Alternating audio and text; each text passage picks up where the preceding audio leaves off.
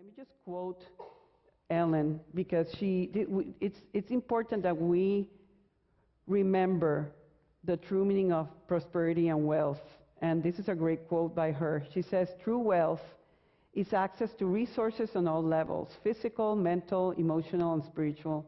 It is the expression of a harmonious relationship with spirit, nature, and order of life." And she speaks about 4 aims in life, and one of them being artha, which is the properly obtained prosperity, which means it's much more than financial success or material comfort. The power is really in God, in the divine, in spirit. So it's like I tell myself, why should we conform ourselves with only money? With money, there's a lot of things money can buy, but there's so many that cannot be bought with money. And we, as children of God, we have that divine right of expressing abundance in all of our lives. And for that, I have another image of Ellen's quote that I think is very relevant. If you might have been here or you might have not been, but she spoke about 4 aims in life from the yoga tradition and Vedic tradition, and she says that there's 4 aspects: the Dharma, which is our higher purpose, and I'm not going to go through everything, but just the core essence here. Artha is the prosperity, Kama is the pleasure, and Moksha is the liberation, being enlightened. And in the book, it's interesting that she mentions how on the spiritual path, or the yogis tend to concentrate more on the Dharma and the Moksha and less on the other 2. And this book is really about the other 2, but about also creating awareness that in order for that fulfillment, let's imagine the chair being the fulfillment, the prosperity, the abundance, for it to stay stable, all of them have to be in balance. That material comfort is compatible with spiritual development because it will support you by freeing time and energy for spiritual pursuits. If we're really, I was reminded of the Maslow hierarchy, where if we don't get our basic needs fulfilled, how can we go into higher goals? So that material comfort can be really amazing, supportive of your spiritual development. But the opposite is also true. All these yogic methods, the development of consciousness and the opening of the heart, can lead to material success. So they're both. You see the balance? Rosemary says, richness is an awareness of God. We are poor when we do not have a relationship with God. And we are rich when God is our friend. Ellen talks about the jewel. And I want you to take a deep and centering breath right now and imagine that you are that jewel.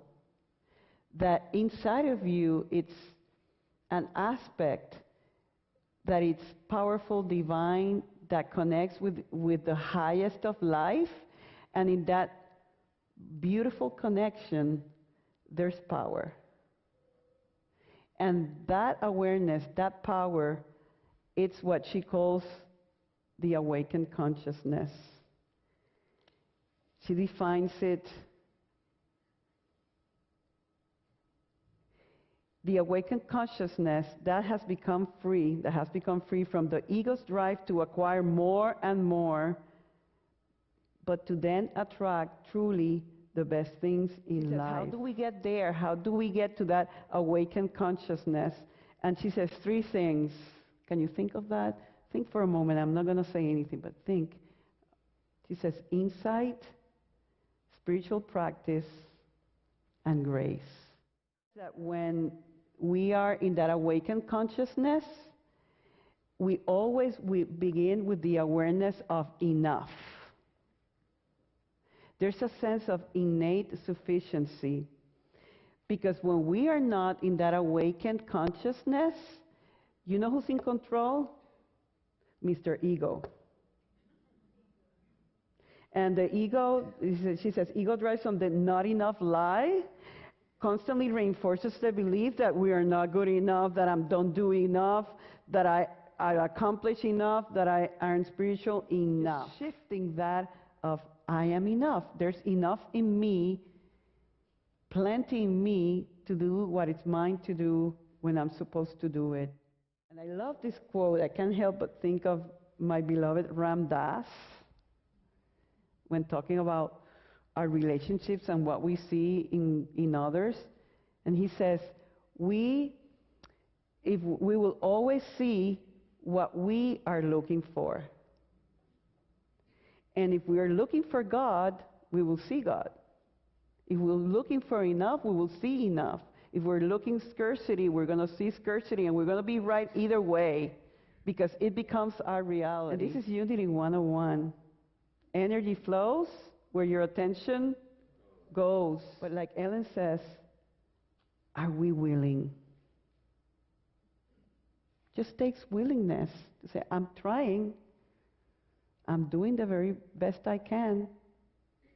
And as we keep doing the best we can, as we continue doing our practice, as we continue open up to what is true, eternal, real, our life will unfold accordingly, and our higher purpose and our full fulfillment as human beings and spiritual beings will be manifested.